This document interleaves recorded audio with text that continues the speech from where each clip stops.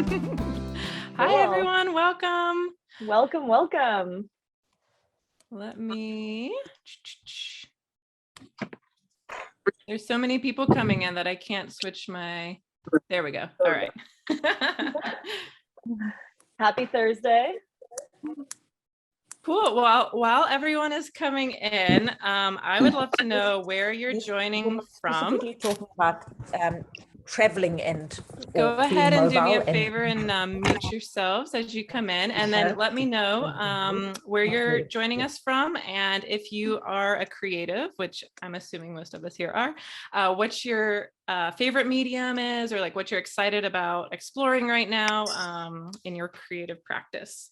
So I'm going to end up repeating myself a few times for those of you who've already joined in, just because we've got over 200 people signed up. So as people come in, I want to make sure they get the information.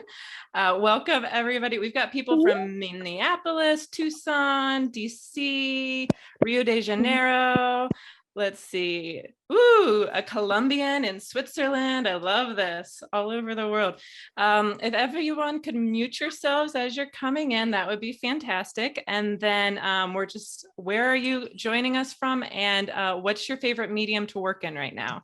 If you are a creative who works in an artistic medium, love to know. South Florida. Hi, Linda. Joanna is from Tennessee, and I love watercolor too. That's one of my favorites. Watercolor and a bit of textiles. Sorry, what's that, Kat? Oh, I just saw Tina is in Switzerland. I was just there last week. I just got back to the States, so jet lag. I saw your picture in the Alps. That was amazing. Was that the Alps? I assumed it was. Yeah, the Swiss Alps. It was an incredible trip. Spain just the other day. She did a workshop there. If everyone could mute themselves as they come in, and we're just putting in the chat where we're joining from and the medium that's exciting to us right now. Ms. AD does Procreate, and I saw a comment right up above that you're wanting to learn more Procreate. So that's something I'm dabbling into. And of course, Kat is our resident expert in. Audra, the shirt you're wearing, I actually made that sunshine in Procreate. Ooh. Yeah. Well, I know some of the questions that we're going to get to at the end had to do with like Procreate and how you can use that, and do you need Illustrator and stuff, and we're actually going to get to that at the end of the workshop. So I don't know if the person who asked that is on yet, but we are going to answer that question.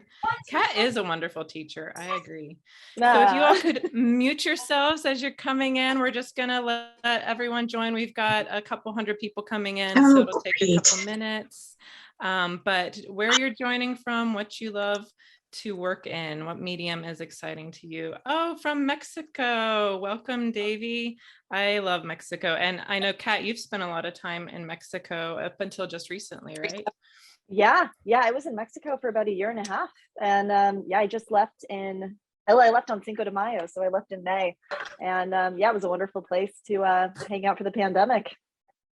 Yeah, nothing better than beach and some delicious Mexican culture and food around you to wait out the pandemic.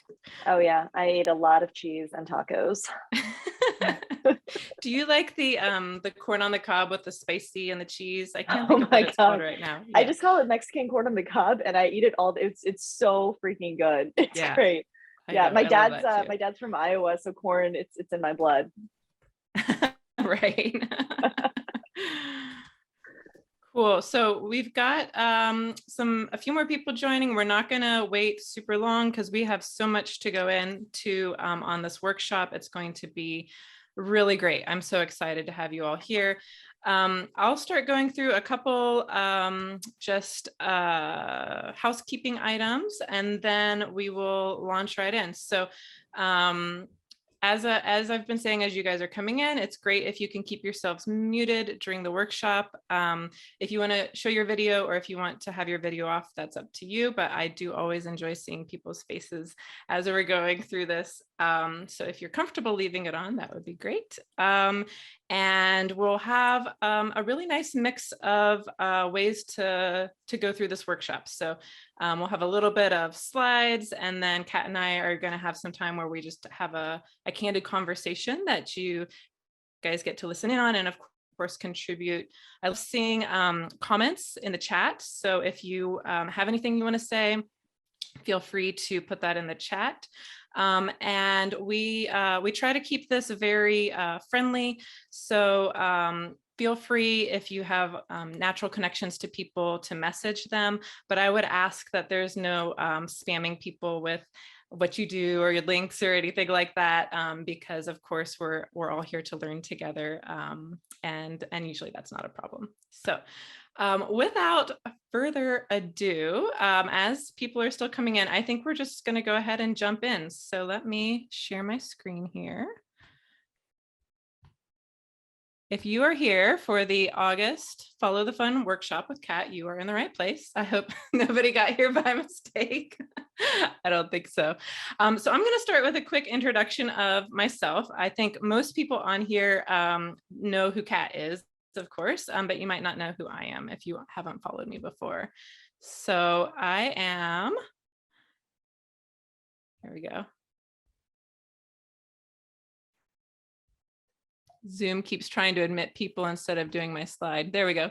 I'm a serial entrepreneur. I started out selling my little stenciled cards to my parents' friends when I was like 8 or 9. I've always loved entrepreneurship and making money, and talking about money and entrepreneurship. I've been doing this for a long time.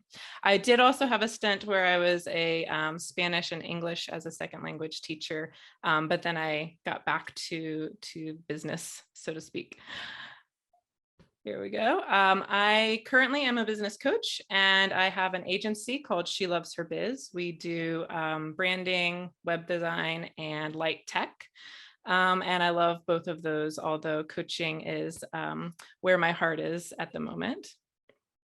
I decided to follow the fun in 2021, and I haven't looked back.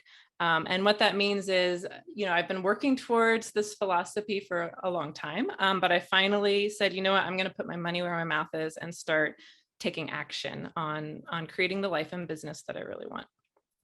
All right. Here's the plan for our workshop. We're going to do a check-in for the month. If you downloaded the workbook, you will look at something like that. If you didn't download the workbook, it's no big deal. We'll talk through it together. Sarah, my assistant, is on the call. She's going to be doing things like dropping links in, so she can drop that workbook link in for you if you don't have it already. And she'll also be available if you have any other questions and that kind of thing in the chat. Kat and I will try and monitor the chat as well, but sometimes it gets going really fast. So the check-in is something I do every month. These workshops are offered on a monthly basis. It's always the first Thursday of the month at 1 EST. There's always a replay. There is not always Cat Coquillette as our guest, but we do have guests. And then I also teach on topics. So it kind of alternates back and forth. And we start each workshop with this check-in just to kind of see how the month prior has gone and what intentions we want to set for the next month in our business or in our creative practice. Then we'll have our candid chat with Kat, which is going to be excellent. After that, we have some workshop freebies, a goodie bag to share. I have an announcement about some community building that is free and included as part of participating in this workshop. And finally, we have some spot coaching Q&A time. And we've had some questions submitted ahead of time. They're excellent questions. We're going to get to those. And as we go through, we won't be pausing necessarily to answer questions, but if you have a question, put it in the chat, and it's possible we might get to that at the end. And let's check in. So you should have, like I said, something that looks like this, or if you don't, you can just look at the screen. When I think about following the fun, especially as an entrepreneur, these are the areas that for me make up basically my ideal lifestyle. You'll see that lifestyle is the last little check-in point, but the rest of these kind of make up the components of, for me, a fun life. And the idea is closer to the middle is you're less satisfied with where you're at. And as you get out to the edge, you're more satisfied. And I want to set out the expectation at the beginning. Nobody is going to have a fully filled in circle because life is cyclical. We have different phases and stages. And we can't all put our attention and our energy into every aspect of our life. but it's important to take a little temperature check every now and again to just kind of see where we're at and how aligned we feel. And that's really what following the fun is about. It's about finding that alignment between where your energy is going, where your time is going, your purpose, your passion, the things you do for a living, because we all don't make a living from our passion. And I'm kind of like a little love-hate relationship with that word passion anyways, because I think it tends to put a lot of pressure on people to find their passion, etc. That's a little bit of an aside, but just to say it's okay if you don't have it all figured out yet. None of us do. I'm going to give you a quick run through of each of these where you might consider how you feel about them. Some examples of how I've followed the fun in my own life and business, and then we'll just go through a couple questions in the chat. So the first area is schedule. And this is one when I work with clients that we usually spend some time on tweaking because I think we're so ingrained in the 9 to 5, 5 days a week model, at least here in the US, of what it means to be productive or to work. That we don't even think about we can have alternatives to that. So when I was a teacher, my life was way too busy, and I decided when I started my own business, I didn't want to recreate that. And so now I work about 3 days a week, total of 20 to 25 hours, and I have set days where I do different things on my business. So kind of a block schedule. And that works really well for me. But I also know people who work 7 days a week, but like 4 or 5 hours a day. And for them, that works better. And other people who chunk where they do a lot of work and then they take some time off. And so it can work in a lot of different ways. The next area is clients. So that's who you're working with. And if you're not working directly one-to-one clients, it might be the people that you are marketing towards, right? Your ideal clients. Are these the people that you want to be working with? Are they the people that you think can pay for what you do? Or do you truly want to work with them? Sometimes I see people who create a business based on who they think can afford to work with them as opposed to who they want to work with them. And there's a million ways really to do business. So you don't have to work with clients you don't like. Marketing is a huge piece of the puzzle, especially for those of us who own a creative business, because if people don't know what you're doing, they're not going to buy from you. Or they'll rarely buy from you because they don't know what they're missing, right? And I think marketing is a huge area where we have a lot of shoulds in business. And a lot of those I think are just ridiculous. So when people think of marketing, they think of social media. I'm talking about all of your marketing efforts, and I'll spill the tea a little bit on this. I don't put a lot of time and effort into my social media marketing. I dabble in Instagram, I dabble in LinkedIn. Where I put my marketing efforts is in my newsletter, my email newsletter, connecting with other people who have a similar interest or audience, and getting in front of their audiences, introducing their audiences to mine, and referrals. And so all of those can be areas of marketing. It's not just social media. What are your offers and your products? Do you love what you're producing? Do you love the packages you have if you work one-to-one with people? And a big one that I talk to a lot of entrepreneurs about is revenue. How do you take this passion and turn it into something that you can actually live off of? Or if that's not your goal, turn it into something that creates some sort of revenue for you. Finally, if we bring all of these things together, we have a picture of our general lifestyle. So how you're spending your time, whether it's in your business or outside of your business, who you're working with, how you're getting the word out about what you're doing, what you're actually offering, the service you provide, or the pieces that you produce, for example, and how much you're getting paid for it. And I think, anything that we do for money, there's an exchange of energy for. And so when we look at the lifestyle, we want to make sure that we're feeling energized and really good about, the whole picture. So I know I kind of went through that fast. We've got a lot to talk about today, and I want to make sure we get to all of it. But I would love if you could, in the comments, pop a comment, if you feel comfortable, about like one word that describes the last month for you. It could be something specifically about one of these areas, or it could be that question of like the whole picture. But if you had to sum it up in one word, like what would you say? And I'm going to pull the chat up so I can start seeing some of these answers. Ooh, Heather had an adventurous. Cats was a whirlwind. New full job. Multitasking. Impatient. So interesting. Hectic. Lots of hectics. We're super busy. Convoluted. You know, I wish we could like dig into each of these because you know, there's so much gold here. Challenging, adjusting, trial and error. Trial and error is so important in business, I think. And we're going to actually touch on that a little bit later in the workshop. Learning, frustrating, hectic with getting set up. You know, I think sometimes the biggest time investment is in the first parts of our business. And then we figure out like that one thing or that one approach that really works for us. And it starts to feel a lot more easy. So if you're one of those people that it felt hectic, just know that there's hope and there's light at the end of the table. Aren't they relatable, Kat? I think as a business owner, yes. Oh, Yes, absolutely. we've all had months like these, haven't we? Yeah, there's the highs and the lows, right, in business for sure. Cool. So what I would love to ask you guys to do is to think about one area in the phonometer that you want to move the needle a little bit over the following month. So if you, you know, your schedule isn't working for you, what's a tiny tweak that you could make to that? Maybe it's scheduling 1 hour, one day in the week to do something that energizes you. Or maybe it's blocking, you know, a whole day off. Maybe it's changing who you're working with a little bit, pitching a different type of client. Maybe it's raising your prices, even if it's just by a small amount. If you are willing to commit to action on one of these pieces, and you're willing to share that with us, drop it into the comments. I'd love to see what everyone is thinking about. And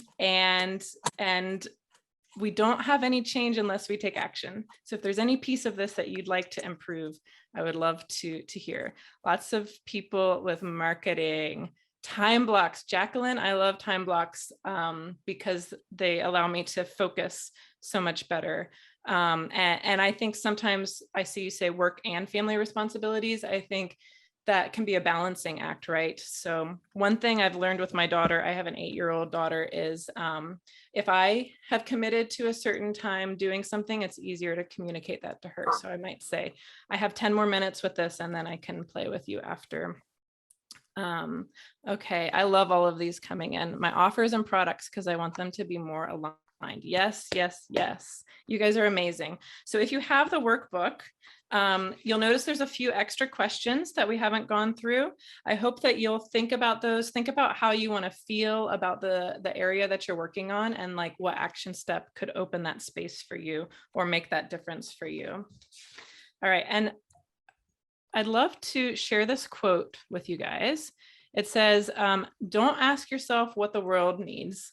Ask yourself what makes you come alive, and then go do that. Because what the world needs is people who have come alive. If I have any fellow Brene Brown aficionados, you know, let me know. I love her. And that's why this is important, because what I don't want is for especially the creative community to lose that spark of like, what makes you come alive, right? Sometimes we can get really bogged down in business and it doesn't feel fun. And so I want that for all of you, for you to feel like you have a joy-filled, fun-filled life and business. Okay, let's see what our next slide is. Let's chat. Woo, I can't wait. All right, I'm going to stop my share for now. And oops, here we go. Why isn't, oh, here we go. There we go. So if you want to make sure that you can see me and Kat, you can pin the two of us. And if that doesn't matter to you, then that's fine. Don't worry about pinning us. But Kat, we have so much to talk about. I can't wait to dive into this. And let's see here. All right, so I just talked about, having fun in business and aligning your business, all of that good stuff.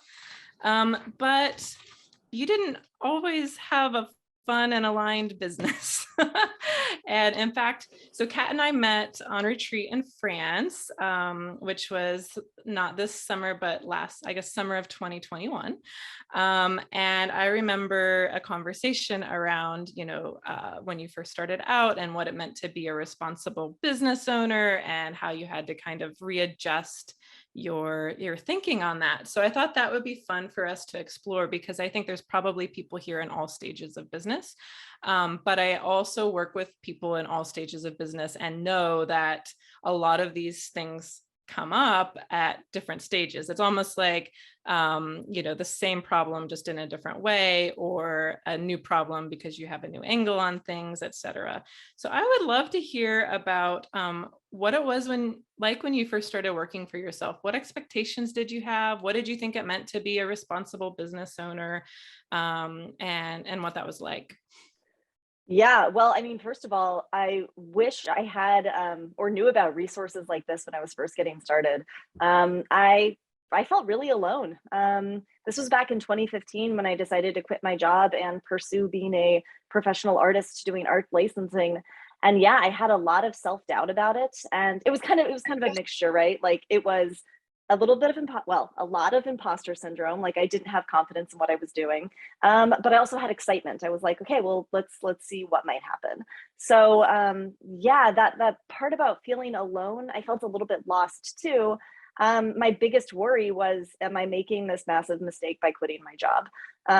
Because I went to college to be a graphic designer and illustrator. That's what I was doing at my job. I thought my career was going to be, growing with this agency and, becoming a creative director and having agency life. And then, at some point my priorities kind of shifted and I saw this other opportunity for myself. And yeah, it took me actually about maybe a year and a half, 2 years to finally quit my job after I started making money on the side. So it took me a long time to get there. And if I could go back and do it all over again, I would have quit earlier and I would have had a head start by 2 years at this point. But, it was figuring out a lot of things. So I guess when I talk about like the doubt I felt, a lot of that came from a list of unknowns that I had. You mentioned how do you be a responsible business owner? And a lot of those things I didn't know how to do because that wasn't really part of my plan when, I was starting my career. So one thing I found is that those unknowns are the things that kind of weigh heaviest on you, even though those aren't like a lot of the unknowns I had didn't end up turning into like a big deal. It was just like, oh, this might happen. Or like one of the big ones, how do I get health insurance? I'm an American, and that was a really big deal for me. And it turns out like I can just buy private health insurance and it's not a big deal. I was like, oh, I can't get health insurance if I don't have an employer. Like it was just, I didn't know those things. I didn't know how to file my tax. I didn't even know how much to save for my taxes. I didn't know if I needed to register as an LLC. I didn't know what to do if my side income all of a sudden stopped flowing. Like what if I failed there? I was worried about quitting my job. I loved my job. I was worried about working from home when I get lonely. So yeah, it was, I'm like, oh, starting out, it was super fun. No, it was a lot of anxiety because I had so many questions. But then I had that excitement too. So despite all of that uncertainty and all of these, kind of like things weighing on me, I was also really eager to see where this path had led. I'd spent 2 years building up a side income. So, I had that stability and I knew I could do it. It was just a matter of figuring out how to get there. I think based on the comments that we're getting, a lot of people feel like they're in that phase where it's taking the leap, right? And I think, when I work with clients, I never recommend that they immediately quit their job if they've never sold anything. But I think you do get to a point where you have to make that decision, like, what am I going to focus my time and energy on? Do I believe enough in myself to like take that leap of faith and trust in myself that I'll make it work? Something I've found, and I imagine this is true for you too, Kat, if you want to speak to that, is that nothing ever quite goes as planned in business building. You think you're going to go one direction, but you end up finding an opportunity in another, or you thought you would enjoy one thing, but then you find that it's not exactly what you wanted. but we're all resourceful, right? So I think there's some confidence there to like trust that you'll know what to do when the time is right. So what do you think for you is like the mindset shift, or like letting go of that expectation of, you know, what do I do if things go wrong? I don't know if I can do this type of thing. So part of it was just doing it. I found that when I just got started, and again, I was already making money, so that part was taken care of. I found that a lot of these things just sort of worked themselves out. I Googled, you know, how do I get insurance as an American if I'm not employed by an employer? And I was like, oh, I can just buy it. Like, okay, done, solve that problem, you know, and it kind of worked through the list. I Googled, when do I set up an LLC, read a bunch of blog posts, and then got that question answered as well and went from there. Another thing I did, I mentioned how I felt really inexperienced in terms of being a business owner. I felt pretty confident about my art skills. Like clearly my designs were selling well through print on demand websites. And that I felt, you know, like, okay, we can forge forward here. But the business side of things, I was a little bit more timid because I'd never done anything like that before. So again, I didn't really know about resources like this. I didn't know what coaches were. I didn't know that anyone else was in my position. I was like, I'm the only one in this position in the entire world. Like it felt so isolating. It's this again, this was like 2014, 2015. So it's a lot different now. And now there's, you know, there's coaches, there's programs like what Audra has, there's Facebook groups, there's a lot more out there. But what I did is I enrolled in a summer program. I was in Kansas City, still living in Kansas City at the time. And there was a summer program where it teaches you basically entrepreneurial basics for getting your business started. And so I went through this 6-week program over the summer after I quit my job. And, you know, I learned some new things. A lot of it I was already intuitively doing in my business. But the biggest thing I got out of it was just the confidence of, you know, looking around and seeing everybody else in the room that was in my position of trying to start something and not really knowing if they're doing it the right way. And yeah, so it boosted my confidence a lot. And you know, it reinforced like, okay, I am on the right path. Plus, you know, I learned some valuable things. I learned that I needed to set aside about 30% of my income for taxes. I didn't know that before. I learned that it's okay to outsource things. So I hired a CPA to help me with my taxes. I hired a financial advisor to help guide me through the decision-making I was doing. And then another big thing I learned from that program was testing your concept before you go all in. So what they called it in the program was an MVP, which is minimum viable product. And it basically means before you dive headfirst into this, you know, idea, which for me, it was, how do I be a professional artist? It was, can you test this out in a really cheap, easy way, just to see like if it has traction? And so that's something that I actually carried on to when I started doing inventory. Spoiler alert, inventory didn't really work out for me, but I tried baby steps. I was like, okay, I'm gonna pre-sell 100 screen prints before I pay $1,200 to have them printed, just to test the concept to make sure people were even willing to buy. So those kinds of ideas I got through that program. But then, you know, the rest of it was just actually doing it myself and getting started and then learning as I went. So that was, yeah, that was pretty much the growth path for me. It was like a little bit of help from that program and then just getting started and then reacting to situations as they arose and opportunities as well. Yeah, I love that. And that MVP idea, I recommend something that I call test and scale, which is basically the same thing, where you don't invest all of your time and effort into something. You know, a lot of people, for example, if they're going to do a big course, they write the whole course before they've enrolled their first student. And the problem with that is you don't actually know what people really want, even if often we think we know what we want to teach. It's not always the questions that people have. And so by testing it with pre-selling or just offering that, you know, smallest piece that you can, less polished is okay. A lot of us tend to think that we have to be perfect because that makes us legitimate. That's a belief that I used to hold, that if I wanted to be seen as professional, I had to be 100% polished, 100% perfect. And that's a lot of pressure to put on yourself. It's also kind of impossible because you're going to make mistakes.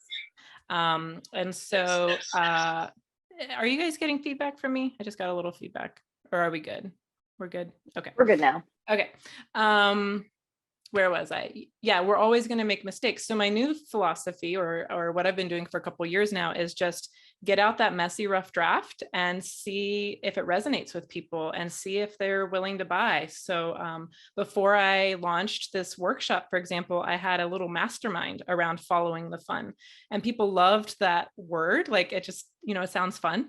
And it really resonated with people. And so then later I built it out into basically my signature program and philosophy, but I didn't start with, 100 people in a program. I started with 5 people in a mastermind. And built it from there. So I think that's really important. So when you describe your journey, at what point in your journey did you kind of land that big client that a lot of people are looking for? When they see that you're working with Target and Home Goods, I know a lot of people are probably asking, like, how do you get in the room with those people? How does that happen for you? So could you give us some insight into that? Yeah, so I tried client outreach. I signed up for LinkedIn Premium, or LinkedIn Premium, and I was like, oh, I'm going to reach out to buyers from Nordstrom, for Target.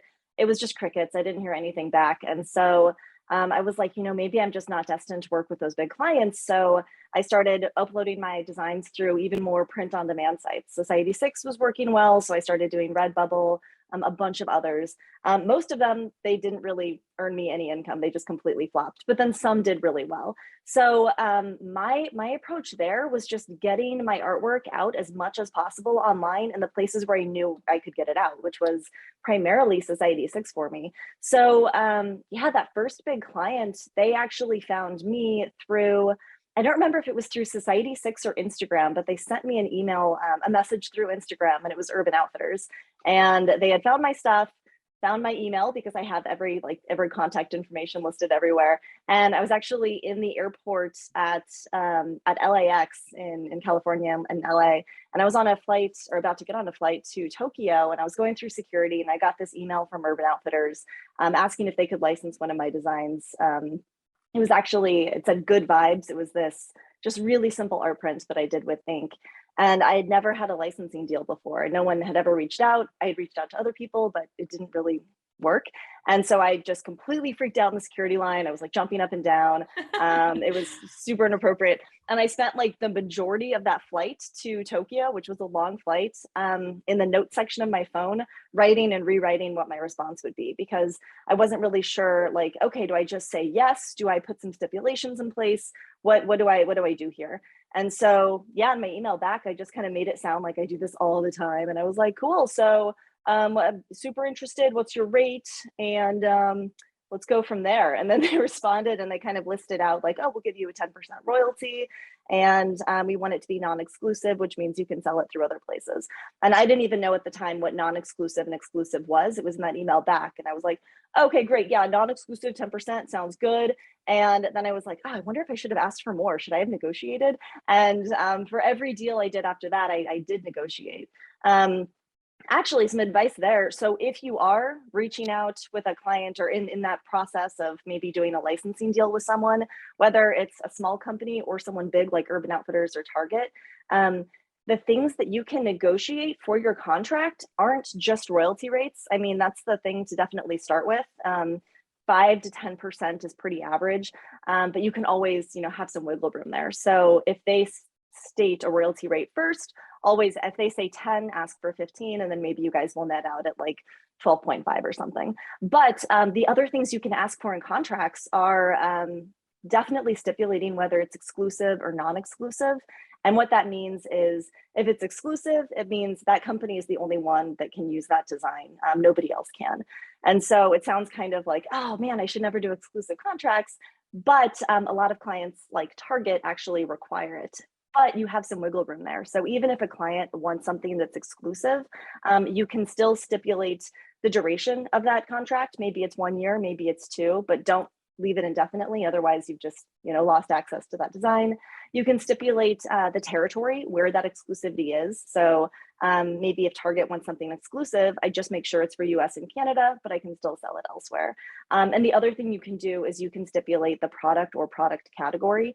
So if Target wants to sell my design on t-shirts and they want exclusivity, they can have it, but only for t-shirts, only in North America, and only for 2 years. And that way I could use that same design wherever I want, as long as it's not violating that.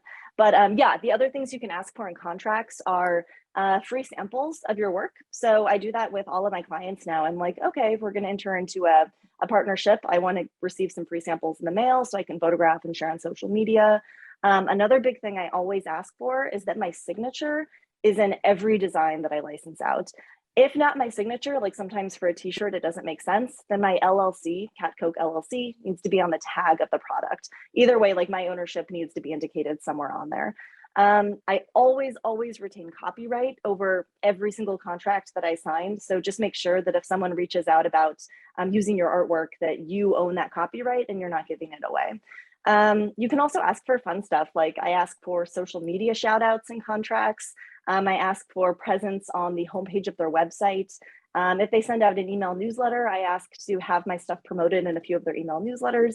And a lot of these things that I ask for are actually really easy for the client to give me. So even though they might not be able to budge up, past 11.5%, they could still be like, yeah, but we'll mention you on social media. Like that's an easy give for them. So yeah, when you're thinking about contracts and negotiations with clients, yeah, always think about what other creative things could you put into that contract that are going to really benefit you. I love that. And I think whether you're negotiating a contract with, a large corporate marketing or acquisitions office, or you're negotiating a contract with a one-to-one client because you're building them like a website or something, I find that people get nervous about contracts. And I did too when I first started. I heard the advice, always have a contract, and I ignored that advice. And then I learned my lesson. I think many of us have. But very soon after I started doing business, I had my contract in place. But what I've realized is it's really just communicating expectations. And it doesn't have to be a big, scary, like, I'm out to get you, so I'm going to put in like this wording into the contract that, oops, gotcha type of thing. It's generally a well-intentioned, like I said, communication of expectations. And so what can, in my case, the client expect from me? What can I expect from them? In my contracts, I always include like what they're responsible for and what I'm responsible for, what's included, what's not included, so that assumptions aren't made by either party. And my contracts aren't full of, legalese. I have legal contracts. They're written by people who know what they're doing, but it's not as scary as I thought it would be. And I my very first contract was much more informal, and it still covered me in all the ways that I needed to be. So don't let being afraid of contracts keep you from putting a contract in place, I think is the point of what I'm getting to. And one more important thing there is, for licensing, I've never had to create my own contract. The clients always, I can't think of a single case where this didn't happen. They've always had one ready to go that they send me for me to review. So that's, if you're like, oh God, how do I write a contract? If you're interested in art licensing, you probably won't have to. I never have. And I imagine with that, it's just communicating back and forth. If you see something in the contract that you want to negotiate on, you just communicate about that, and then they change it in the contract before you sign it. Yeah. Cool. So you are a full-time traveler, and you run a creative business. You're in different time zones all the time. What is that like? Like, do you enjoy, well, I'm assuming you enjoy it because you do it, but like, what are the challenges with it? And then what's the like benefits that keep you doing what you're doing? Yeah, I'll start with challenges. It's definitely not a convenient lifestyle. It would be much more convenient if I would have stayed in Kansas City, renewed my apartment lease, and I had everything I needed there. I could order everything on Amazon Prime. So it's not convenient, but it is really exciting and fun. So it's kind of that payoff there. But yeah, the other challenges are, it can get pretty difficult to get into a routine when you're moving around a lot. And I don't know about you guys, but for me, having a routine is really, really important for my productivity. So constantly like kind of switching that around and being in a new place or a new time zone and trying to find that structure and get back into routine is a challenge. But I have some workarounds there. And another challenge that I think a lot of people don't consider right off the bat is it can actually get kind of lonely. So when I was first getting started traveling, that first few years, I was bouncing around to a lot of different cities that I didn't know anybody in. So it can be lonely when you're first getting started and you don't have that network in place. But I guess I'll get into what I love. And these are kind of the problem solving tips for those challenges. Join a lot of networking events when you go to a new city. So one thing I do now is whenever I go to a new city anywhere in the world, I Google that, or on Facebook, I type in that city's name and then like digital nomads. And there's usually like at least one, usually like 5 different groups for digital nomads in that city. And a digital nomad, if you haven't heard that term, is someone like me. It's someone that is location independent. You can do your work online and live wherever you want. So yeah, that's actually. Sorry to interrupt, Kat. I'd love to know how many digital nomads are on the call because we have people joining from all over. So if you are a digital nomad or you've thought about doing kind of the travel lifestyle, go ahead and drop that in.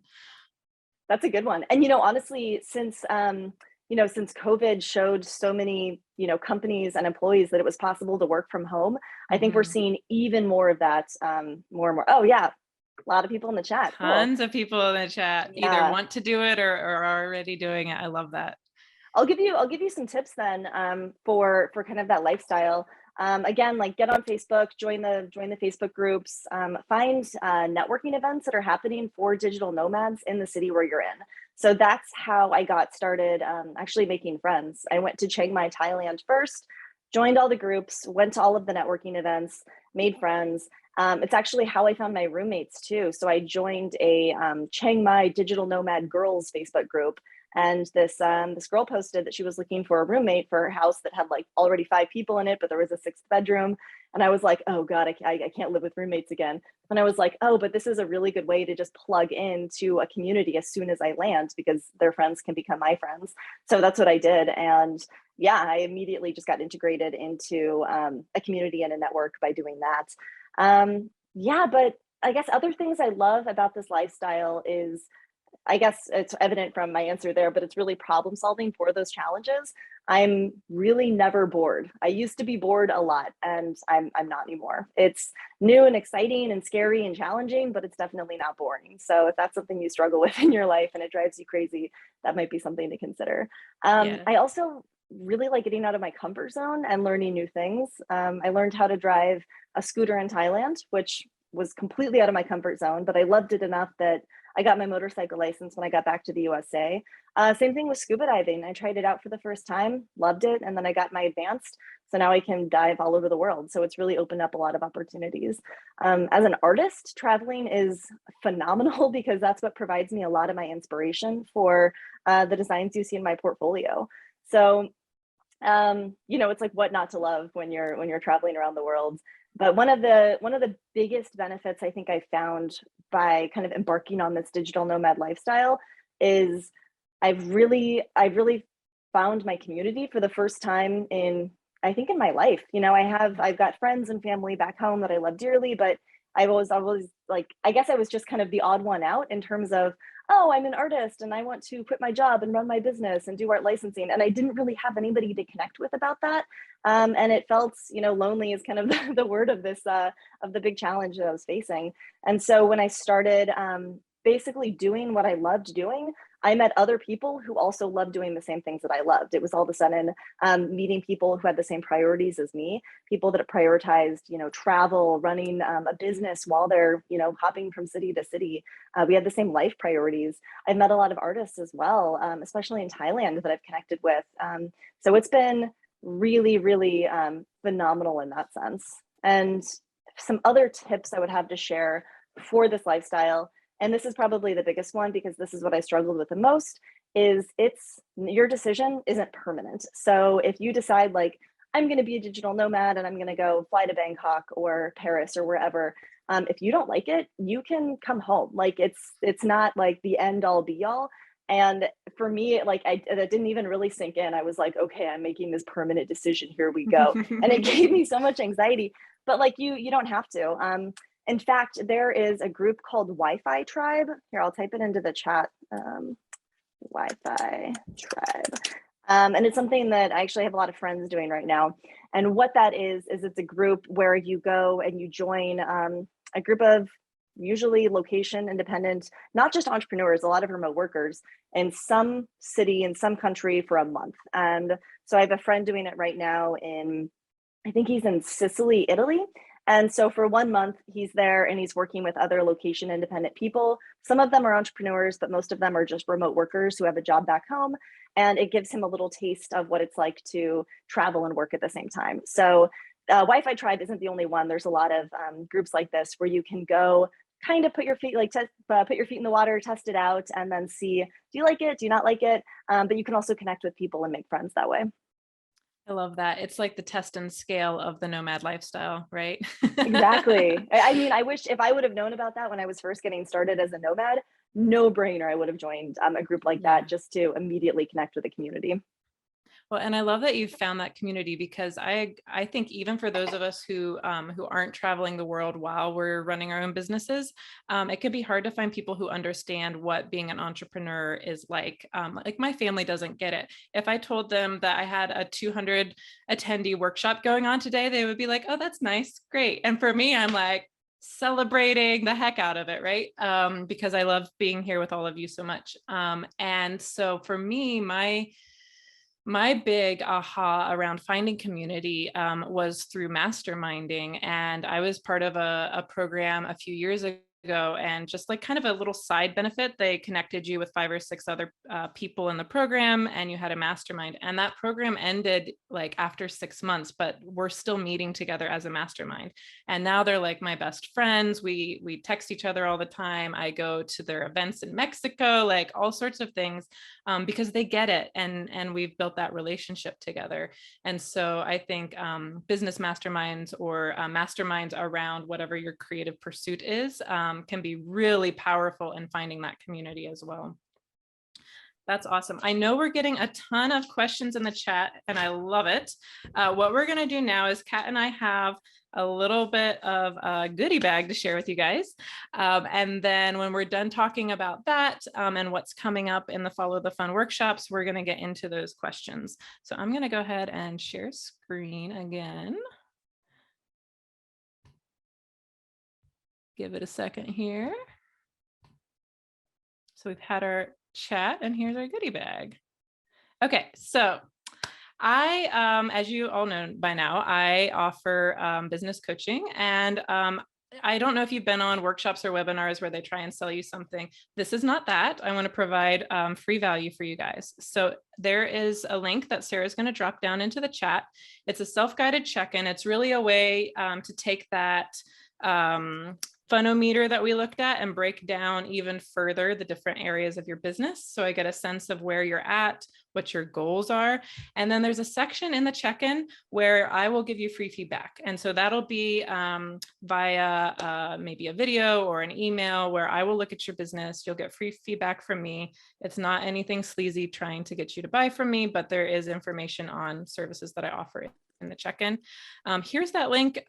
If you're catching the replay and you don't have the chat available, this is also in the workshop hub with all of the other links that we're going to give you today. And this is going to, like I said, give you an in-depth picture of your business. There are several other ways that people do work with me. I offer one-to-one coaching. I offer a strategy for the next 6 to 12 months in your business to get to where you want to be and align your life to that funometer ideal lifestyle. And I'm also launching a Love Your Biz Incubator, which is a group program. I'm not going to go into any of those details because I want to share with you what Kat has to offer you as well. And we all know that Kat knows how to keep it fun. Do you like that picture I stole off your website, Kat? Perfect. Good artists borrow, right? So Kat is offering you a free month of Skillshare. If you have not already experienced her classes, they're amazing. She has I put 25 classes. That's how many I counted, but I know you're always adding new ones. On our live, you floated the idea of a blossom and possum class. So who knows, that might be the next one. After Shrooms and Blooms really kicked off, I was like, all right, I need to rhyme something. Blossoms and possums, here we go.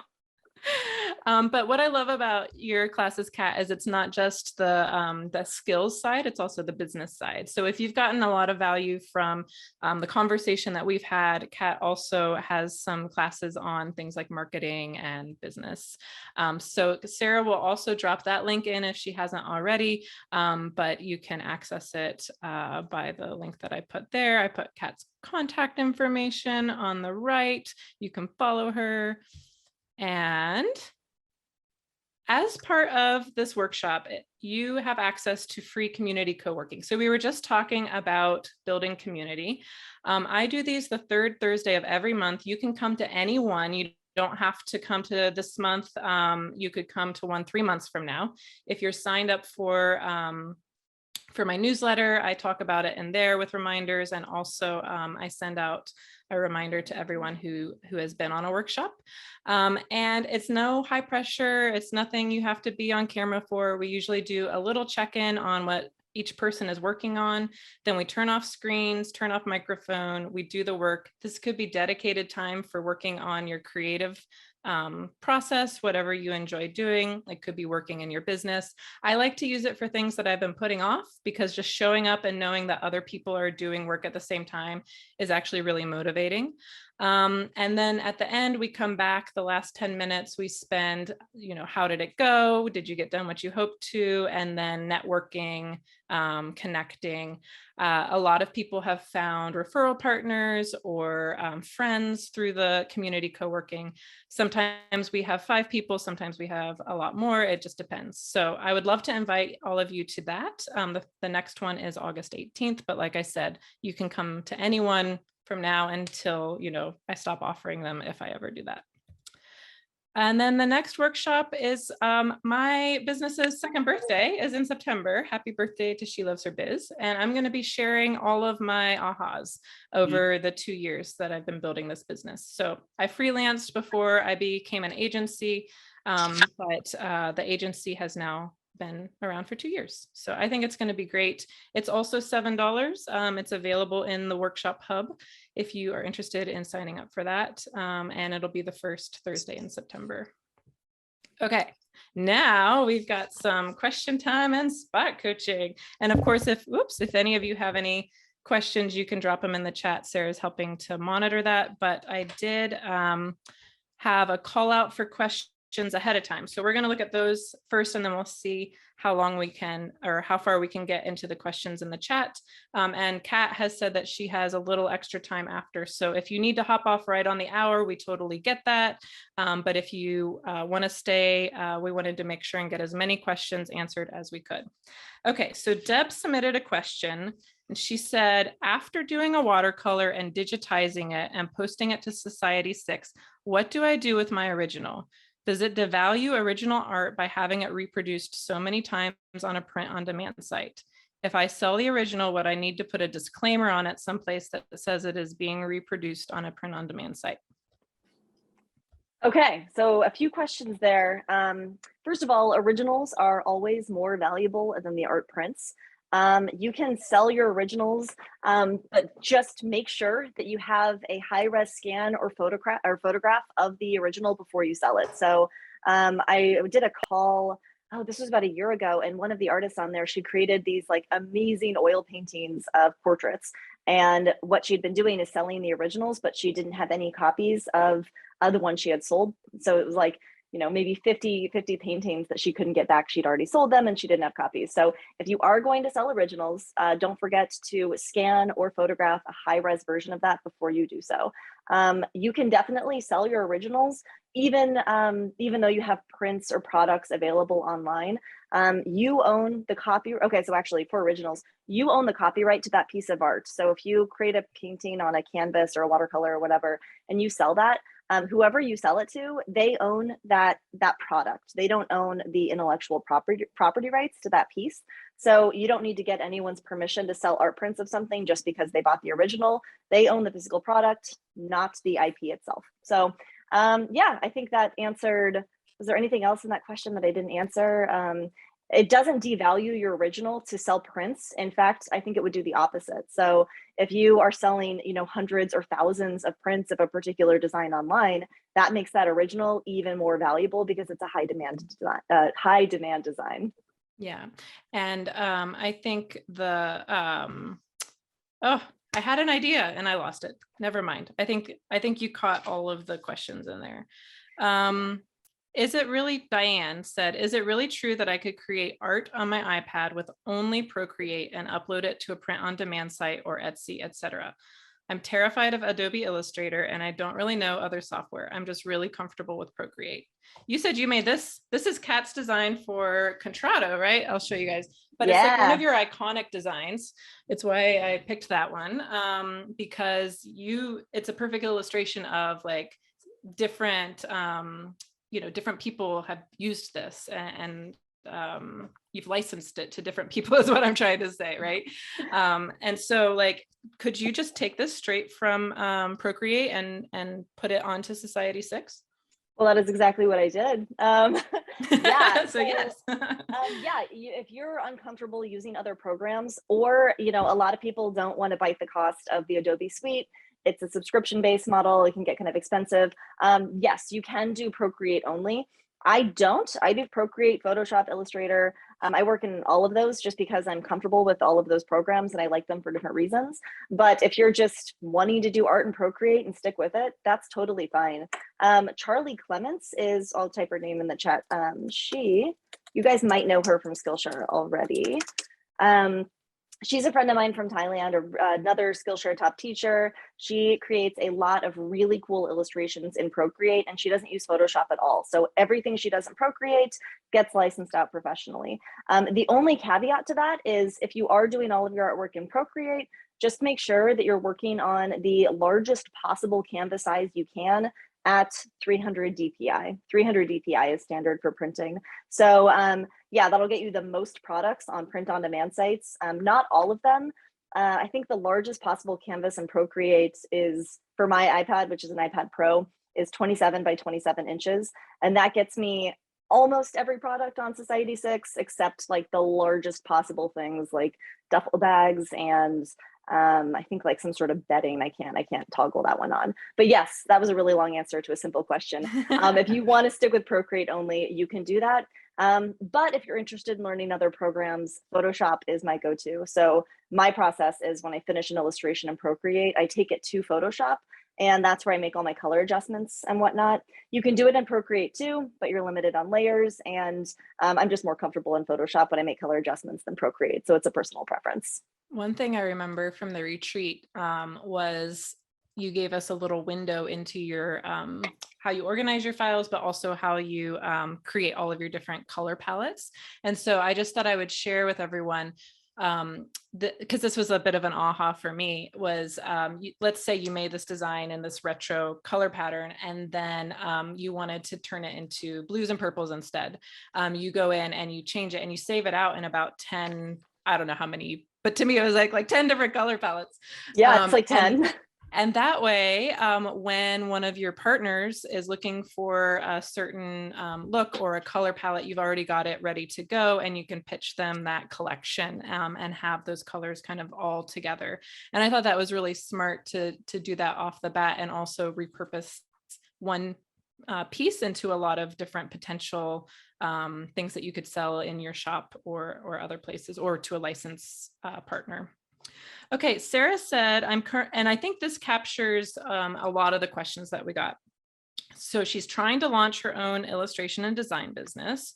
She wants to know, what are the top things she should be prioritizing to get her business off the ground in the first 6 months? Should I be looking for an agent? And I know someone else, I saw a comment pop up that was like, how do I find an agent? So maybe speaking to like, at what point in the process you think people should look for an agent, or how that works. Should I be going to local shops and selling my work there? Should I go crazy with social media? should I be trying to make assets to sell on Creative Market, Etsy, Skillshare? What do I do to start? And so what would you say to somebody who is maybe in those first stages of business that we were talking about at the beginning? They don't know exactly what they're doing yet. Where do you start with that? So everything she listed, sell through print on demand sites, sell through Etsy, sell through Creative Market.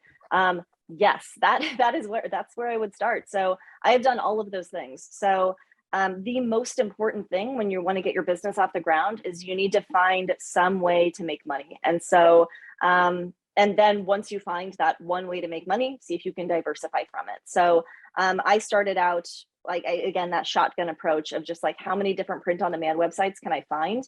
And then try selling my work through all of them. Most of them, like the vast majority, didn't really earn me any money, but a few did, and they did really well. And so I still do the same thing. Like I still open up shops on new print on demand websites when I find out about new ones.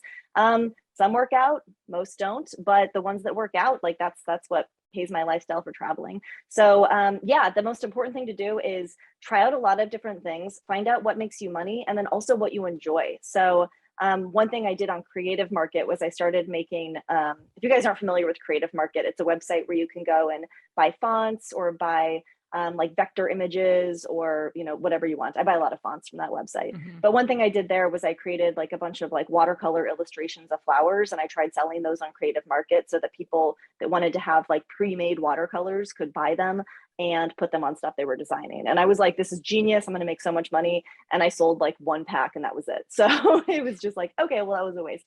But yeah, I would look into a lot of different avenues, because not only is that a good way to figure out what's going to possibly earn you money and what's not, but it also helps you figure out what you enjoy and what you don't enjoy. So when I was getting started, I started an Etsy shop. I was selling through print on demand websites. I was doing freelancing at the time because I knew freelancing could make me money. And so that was like, no matter what, freelancing will always make me money. I hate doing it now, so I don't even freelance anymore, but it was a good thing that I could lean on when I needed to. And if you're thinking of like, what are all my avenues?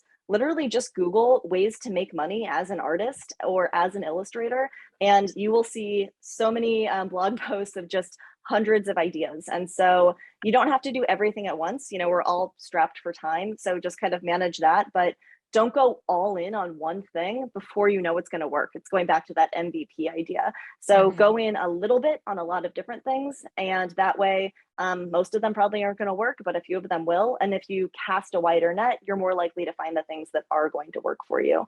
The other part of her question was, should she do social media? Yeah, I think social media for me is really helpful. That's something that my clients like to see, is that I have a big following. So if I were getting started with a brand new Instagram account or whatever social media platform today, the two ones that I would sign up for would be Instagram and TikTok, and all I would do would be Reels. So that's the best way to gain traction and grow your audience right now. It's video content. It's Reels on Instagram and then TikToks on TikTok.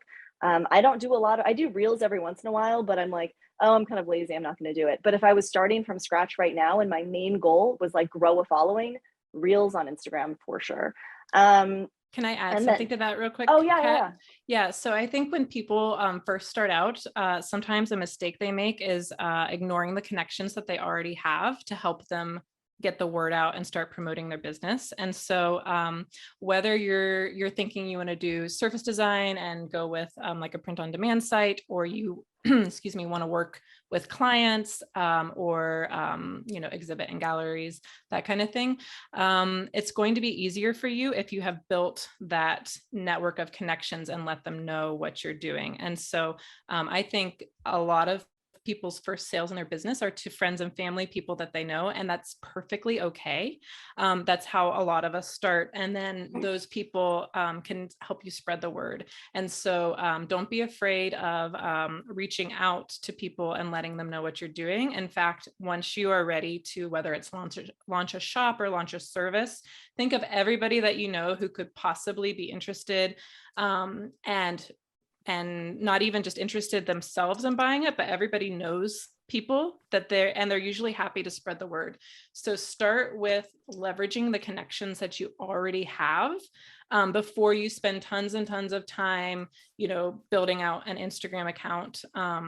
And also my recommendation would be, if you're just starting out, and Kat, feel free to tell me if you disagree, because you're definitely an expert in this and getting the word out about your art.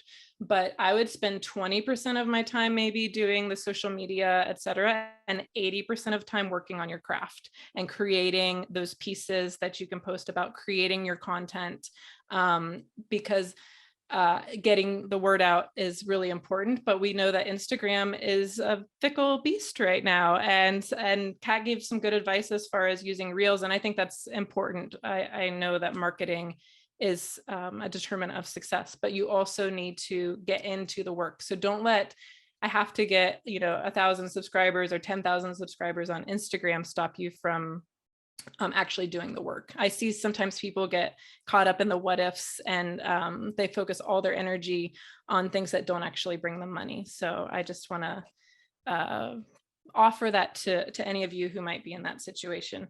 What about the agent question? When do people need an agent? So yeah, to let you guys know, I have an agent that I work with, but the first 4 years I was in business, I was doing everything myself. In 2019, I signed on with an agency called Jewel Branding and Licensing, and now they manage my licensing portfolio for me. So all of those contract negotiations I used to do, the reaching out that I totally failed at doing, like all of those things are now managed by an agent, which is awesome for me. So if you're interested in working with an agent, you can look into working with an agent now or later. But if you have more of an established presence and you have like a lot of designs in your portfolio, you have some good brands under your belt that you've already licensed with, that'll give you more leverage when you're negotiating with an agent or reaching out to them. So if you are really, really brand new and you're reaching out to an agent, you could give it a try and see if it works. But if you have a little bit more experience working your portfolio, things like that, it will give you more leverage later on. And then one thing I want to mention for agents, there are a ton of different agents for artists out there. So one thing that's really important is making sure that you're finding an agent. I did a lot of research on agencies before I finally signed on with one. Make sure that you're working with an agency that specializes in what you're actually doing. So for artists, there are agents for helping you get your work into galleries. That's not what I do, so I don't have an agent for galleries. There are agents that help you do commissioned pieces. So Lauren Hom, she's a typographer, she does lettering, she's another Skillshare teacher. She has an agent that helps her with commissioned pieces where it's kind of like a one-off design for Facebook headquarters or whatever. And that's her agent, and that works really well for her. But I don't do one-off commissions, so that wouldn't work for me. For my expertise level, the agent I was looking for was an agent that specializes in licensing for surface design specifically. So I wanted to find an agency that could take, all of these designs in my portfolio, even the ones that I did like 10 years ago, and then just give them a new life and get them on products, get them on wrapping paper, get them on like whatever, it doesn't even matter, get them on products and then get them sold.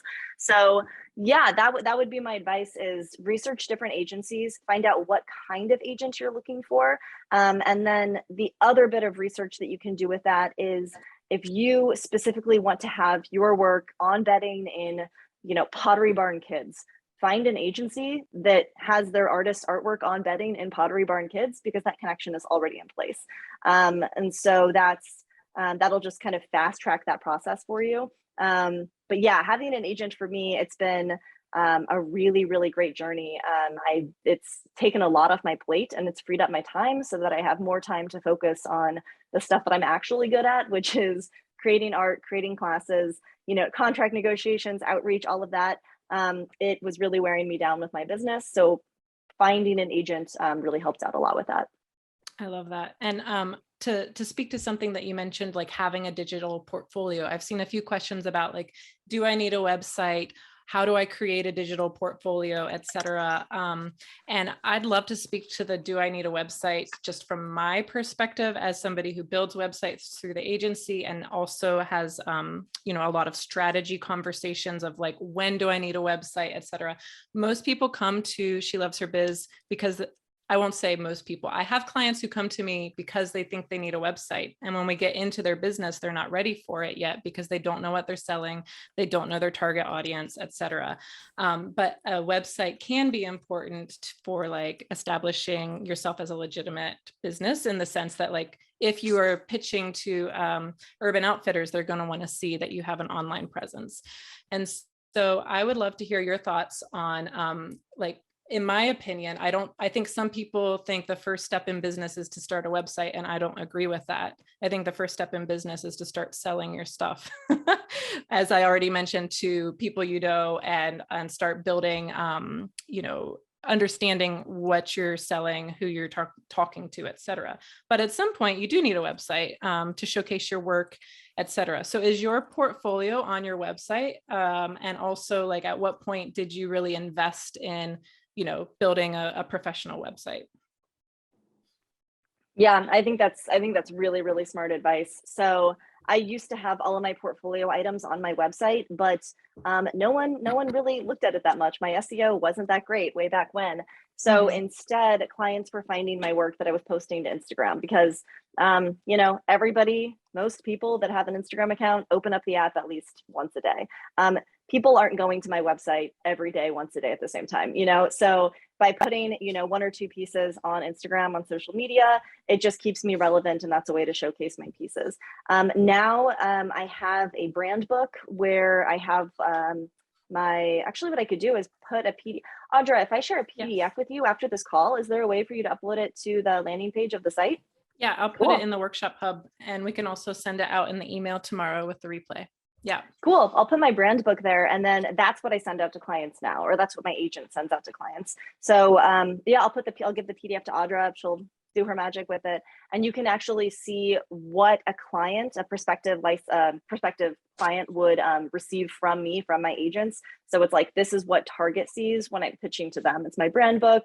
It's like 30 pages, and it explains who I am as my brand, shows a bunch of examples, and that could be a good inspiration piece for you as well. That is crazy generous of you, Kat. I love that. I just got to dig up that PDF now. I'm making a note. Send Audra PDF. That's the thing I love about Kat, is you're just so generous and open with what you've learned. And one of the questions we got ahead of time was, is this going to be a new art retreat by you two? If yes, when? Which I was just like, so honored that they would include me in a potential art retreat. But no, sadly, there are no current plans for Kat and I to host an art retreat. However, I will say that I am hoping to go to your next art retreat in 2023.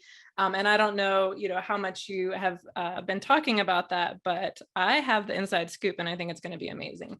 And I know there's always a mix of business and art stuff together, and I think that's a beauty of the retreats. So I just wanted to put that little plug. That's how Kat and I met. And here's some real business advice. By real, I mean like real talk, spilling the tea. Sometimes you have to invest to get in the rooms where people who have connections, who have that knowledge, are going to be. And so when I went to the retreat, I shared this in the live, my intuition was like, go, go, go. And a lot of it was for, you know, I wanted to travel, I wanted to do the watercolor, et cetera. But I also knew there would be people at that retreat that would be, you know, good connections. And I didn't go to the retreat because I wanted to be BFFs with Kat, although I love Kat dearly. But I went because I knew there would be people there who are serious about their art, who are interested in making a business out of it, or you know, furthering their craft.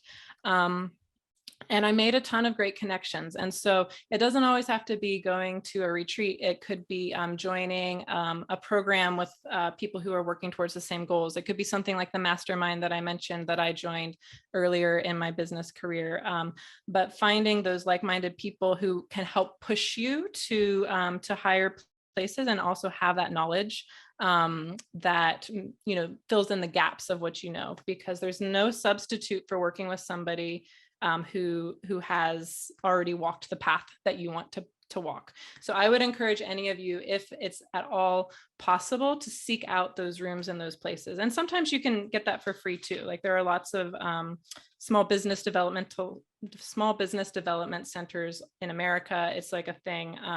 I got hooked up with the one in my town, but they're all over, run by, you know, local people, etc. So that's my TED Talk for today. One last question for you, Kat, and then I'm afraid we really are going to have to wrap up. What would you say to a creative right now who is struggling with following their own compass, or kind of like feeling like they're a little lost in what to do next? Well, I can resonate with that because that's absolutely how I felt when I was first getting started. Finding community is really important. Finding other people that are going through the same thing as you can be really helpful. Whether it's joining, you know, a Facebook group of, you know, other art licensors, finding a coach, finding group programs. One thing that I started doing with other Skillshare teachers was setting up what's called a mastermind. And that's where we would meet about once a month on Zoom for an hour. And it would be other Skillshare teachers and I, and we would just be talking about challenges we were facing with our businesses or opportunities that we had, and we weren't really sure what the next steps were. And then getting that feedback from my peers was really, really helpful. So that can really help you kind of get out of your own head a little bit, because I know when you're first getting started, that can be a really big struggle. It's just like, okay, there's a million ways that I could take this idea I have of entrepreneurship. Where do I start? And finding, you know, your peers that can support you with your idea and give you suggestions and help you grow can be a really great place to start. And if you're wondering like, okay, how do I set up a mastermind? There are mastermind groups that you can join. I think, Audra, you mentioned that you had something similar to that as well, right? Yeah, I have a mastermind that I'm in, and then I occasionally run masterminds for people as well. So yeah. So when I run a mastermind, all that means is I send an email out to like 4 other entrepreneurs, like artists, women, Skillshare teachers that I want to pick their brains with. And I'm like, hey, do you guys want to join a mastermind together? And we can maybe meet once a month for an hour on Zoom, chat through our ideas and see where it goes from there. And so setting up a mastermind was literally just me sending a cold email out to people that I'd never talked to before. And it usually works out. So yeah, I think that can be a really good place to start. I love that. Well, I know we didn't get to everyone's questions, and I know that's frustrating. I'm so sorry that we just don't have the time. I know there were some technical questions, etc. I am going to save the chat, and I will be sharing that with Kat. So that might be fodder for future email newsletters from her if you aren't signed up for that, or maybe even a Skillshares class. I know, Kat, you do have some information on your website about the equipment that you use, like recommended. Someone asked about the scanner. I know that's on your website somewhere. And so some of that can be found on Kat's website, but also hopefully you can get those questions answered maybe in a future class or newsletter. I want to thank everybody who came to this and who has watched the replay. You were fantastic to workshop with. And don't forget, in the hub, we have those links for the freebies, etc. And you can check that out. The replay will be available tomorrow if you had to join late. And again, thanks so much. You guys were amazing. Take care. Yeah, thank you. This has been wonderful. Yeah, I'll send those assets over to Audra. And yeah, thank you guys so much for being here. This is wonderful. Bye, everyone.